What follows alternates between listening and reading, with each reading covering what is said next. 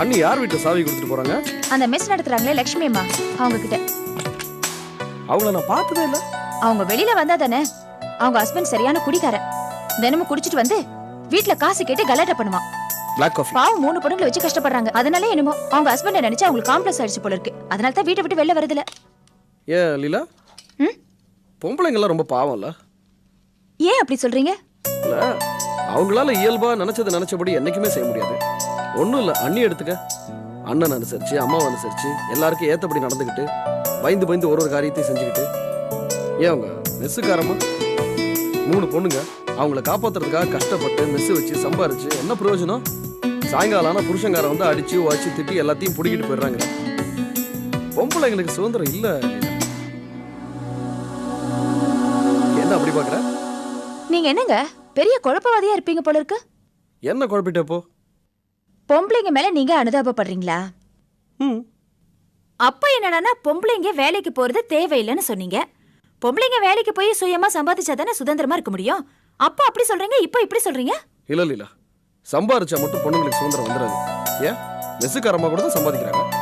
புருஷன் வந்து அடிச்சு வச்சு காசு வாங்கிட்டு போறான்ல, அப்ப எங்க போச்சு அவங்க சுதந்திரம்? பொம்பளைங்க சுதந்திரமா இருக்கணும்னா முதல்ல தைரியம் வேணும். புருஷன் வந்து சவுண்ட் விடும்போது அவன் செவில் மேல 4 விடுறதுக்கு தைரியம் வேணும். அதெல்லாம் சும்மா ஒரு பேச்சுக்கு தான். தனக்குன்னு வரும்போது யாரும் ஒத்துக்க மாட்டீங்க. புரியல. நான் உங்க செவில்ல 4 விடுறேன், அப்ப புரியும். எது? நீ என்ன? வா பாப்போம். பாப்போமா? பாப்போமா? ஏய் உண்மையில அடிப்பேன் ப்ரோ. நானும் தான் அடிப்பேன். பாப்போமா? ஐயோ, என்ன இது இப்படி அடிக்கிறீங்க? அத சொல்லல. வேணா சரியில்லை இதெல்லாம். எது சரி?